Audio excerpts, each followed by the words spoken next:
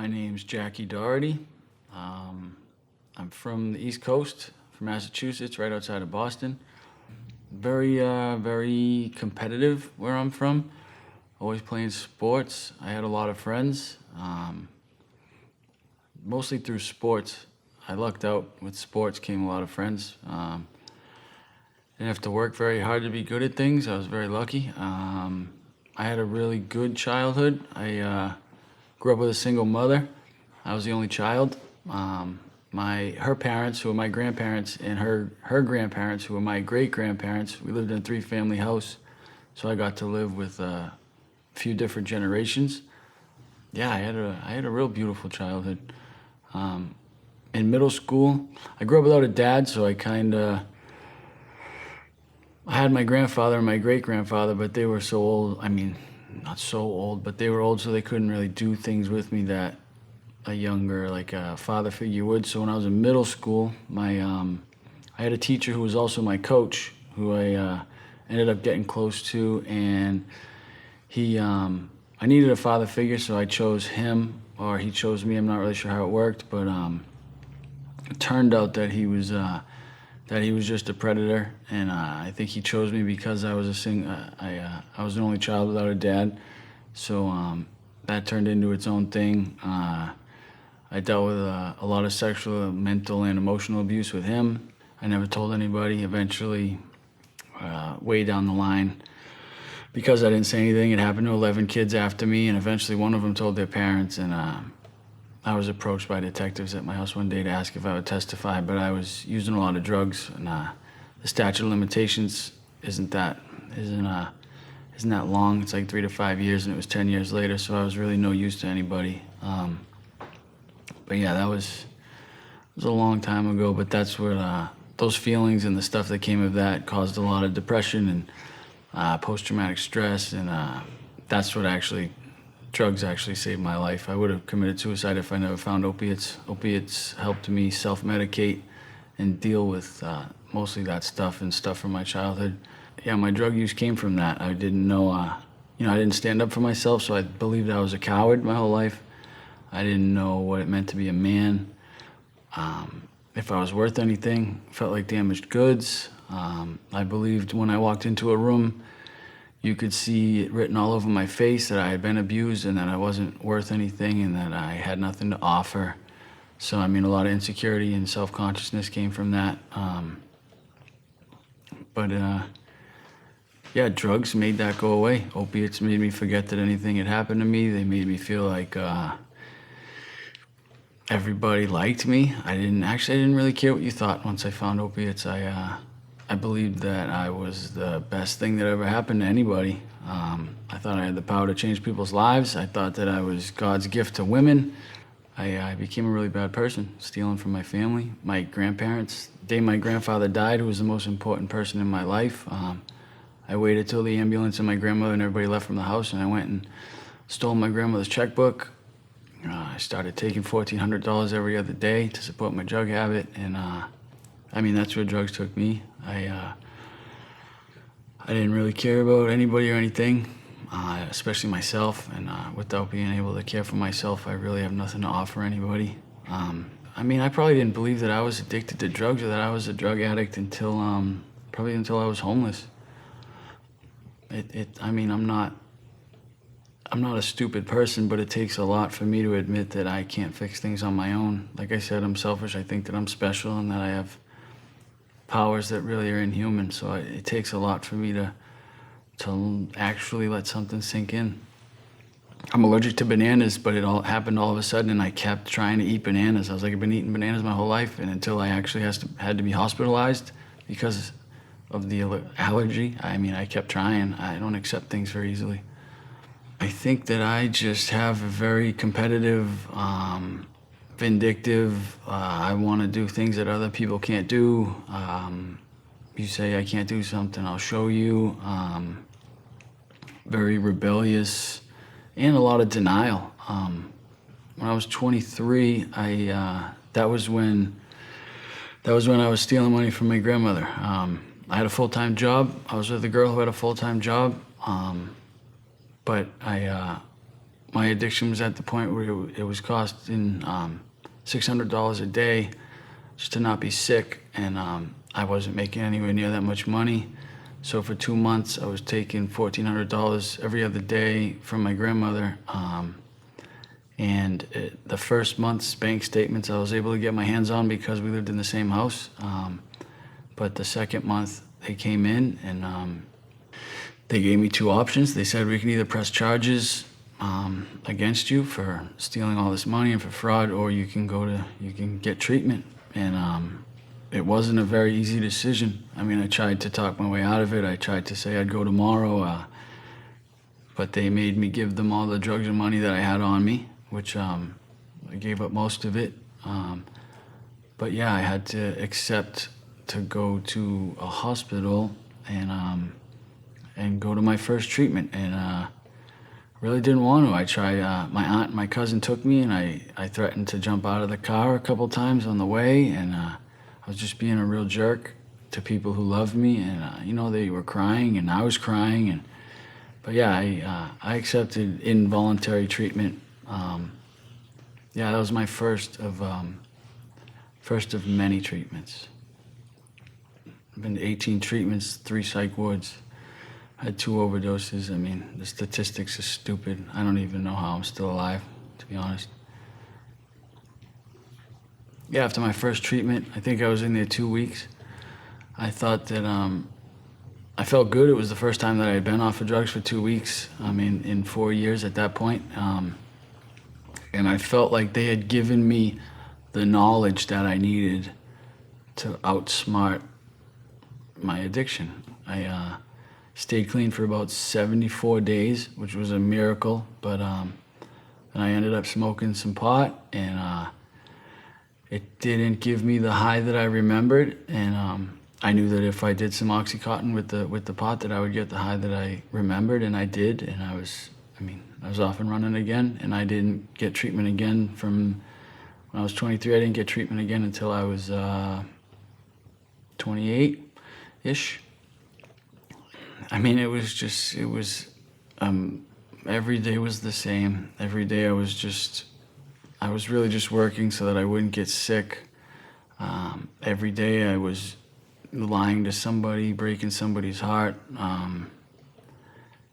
It's honestly, I don't remember much of that. Every day was the same from 23 to basically like 30. I don't remember much of that. It was just stealing, lying, manipulating people. People didn't really have a face at that point. I just saw what they had to offer. I really had no purpose or I wasn't on a path to anything. I was just existing. I didn't have any life at all.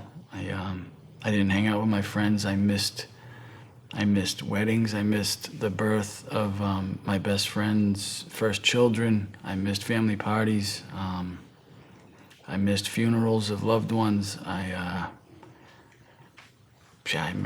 was not present for anything. The only time that I would go anywhere was if somebody was there that had drugs to offer me, or if there was money somewhere that I thought that I could get my hands on, then I would go. But besides that, you couldn't get me out of my house. It was pretty pathetic, to be honest. When I was 30, when I stopped having a home to live in, that was what began to show me that I had an issue. I lived in my car for about 8 months. I'm 6'1", and I was living in a little Honda Accord. It wasn't comfortable by any means, but I thought that I was okay. I thought, hey, at least I have a car. And I was perfectly all right with living in my car as long as I had heroin. I began to start trying to intentionally overdose, and eventually it worked, and that was what actually made me seriously know that I needed help, because that never really sank in until I overdosed, and I woke up in the hospital not knowing what happened, and then thinking that, like, who do I think I am to take my own life away from my mother. My mother's given up. My mother never brought home a boyfriend because she didn't want me to think that she thought another man was more important than me. Like, my mother gave up literally everything in order for me to have the life that she believed I deserved. And so who am I to take that away from my mother? I mean, my mother's the most important woman that I'll probably ever have in my life. For me to just recklessly try to take my own life because I'm just too much of a coward to deal with life on life's terms, and holding on to something that happened to me as a kid and using that as an excuse to take my life away from my mother is wildly inappropriate. And thank God that I realized that. It took me a long time. I mean, I didn't realize that till I was 30 years old.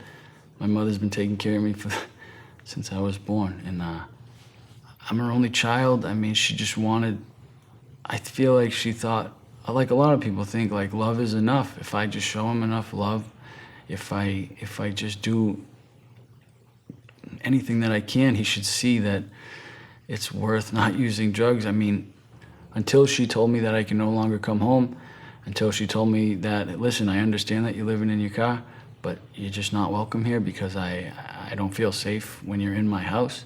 Because she would go to sleep and I'd take her debit card and take most of her money. I thought it was okay if I left a couple $100. Felt like I was justified. As long as I didn't take everything from her, then I wasn't really being that bad of a child. Until she had the courage, or until she found whatever she found inside of herself to realize that she had to cut me off completely. She'd always answer the phone. She'd always talk to me. She'd always tell me she loves me and that she wants me to get better, but she just didn't understand. Like most people, I think, they just don't understand in what way to help somebody like me. Love isn't enough, man. It's just not enough. After that overdose, I had a clean friend who had 5 years clean. He brought me to detox, and he made me promise him that I would do somewhere between 30 and 90 days in a program. And at the detox, I was offered a chance to come out to California on a scholarship. But I didn't know if it was real. I didn't know at that time what a scholarship meant. But I knew that I needed help. So we talked a lot, kept asking him if it was legit. And I remember one time, he has a mature voice and he sounds like an older gentleman on the phone. And one time he kind of like, to me, it sounded like he broke character, and he was like, listen, bro, I'm trying to help you. I'm not going to put you in a place that I wouldn't put somebody that I care about in. And when, it might sound silly, but when he stopped being so polite and like called me bro, I could relate to what he was saying. There were times where he said, hey, we're ready for you. And I said, I'm not ready. I still have drugs left. And, all he could really, I don't know if he said it, but I heard it. He probably didn't say it, but I just remember hearing him say, just don't die, bro. Call me tomorrow, just don't die. Whatever you do, don't die. Let me help you. And eventually, the day came that he said, we're ready for you. And I said, I'm ready. I mean, I had no drugs left. I had no money left. I had nowhere to go. And a driver came and picked me up. I decided to trust a man. Whatever it was inside me that accepted that man's help, he got me into the program. They attempted to help me detox, but being the type of person that I am, I refused all medications because I wanted to suffer so that I would remember my detox. But from that day forward, there were guys in that program that told me that they would love me until I learned how to love myself. Everybody on the surface seemed nice, and I accepted that for what it was. And it really, from the start, my life's changed a lot. And I think it's been 158 days. I came in on June 6th of this year, 2017, and from that day forward, my life's only gotten better. I don't own a house, I don't own a car, I don't own much. I own the clothes I'm wearing, but it's a lot more than that. I'm comfortable looking in the mirror. I don't tell myself that I'm a piece of garbage that isn't capable of being loved. I don't mind looking in the mirror. There was a point in my life I didn't look in the mirror or brush my teeth for 4 years. I would change my clothes every 2 weeks. Like I had no self-worth. Today is very different. I am working on loving myself. I show love to a lot of people, whether I really like their personality or not. It really doesn't matter today. I believe that I have a lot to offer, which is, I have never said that in my life, because I always thought that that was arrogant, or like I was boasting, like I have something to offer somebody. But today, through a lot of work, and all because I decided to trust a voice on a phone that told me he had my best interest at heart and begged me to let him help me, that decision has changed my life in ways that I really don't even know how to put into words. I'm very lucky. Extremely lucky to have people that have stuck with me. My family never gave up on me. I'm very lucky. They would shut me out when things were bad, but that was just, you have to do that. They still loved me, but just from afar.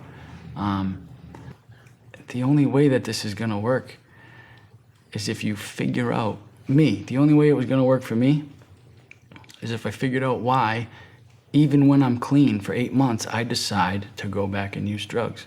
When I feel emotional pain, even though I'm clear-headed and I know what's gonna happen if I use drugs, why do I still make that choice? And for me, it was I was so emotionally immature, and I did not know how to handle any form of pain. So that was just my natural go-to. For 13 years, anything I felt, I would just immediately use heroin. And so that's my default thing. Today, I believe things have changed. But it took a lot of work and a lot of honesty, and I had to get vulnerable with people that I didn't know if they were gonna hurt me or help me. But I just needed help. And nobody could hurt me any worse than I hurt myself on a daily basis. So eventually it was like I had nothing to lose. I could only go up from the bottom. I chose to reach out. Luckily, I reached out to the right people. 2 weeks ago, one of my really good friends from back home that I have a half a sleeve of a tree tattoo. When I go home for Christmas, he was supposed to finish it. He died I think 2 Mondays ago or 2 Fridays ago. And he was a veteran of the Afghanistan and Iraq war. Like this, I lose people all the time, and unfortunately, I no longer cry. I no longer am surprised. And it's sad. Nobody should feel that way. Nobody should feel nothing when somebody that you care about dies. But addiction gives you an attitude of better them than me, unfortunately, and it's tough to say, but that's how I feel. I can only save me. I can't save anybody else. If I could save other people, I wouldn't be here. I'd be out running around in the streets just screaming, hey, I can help you. Just come grab onto me and I'll save you. But it's not like that. I wish it were.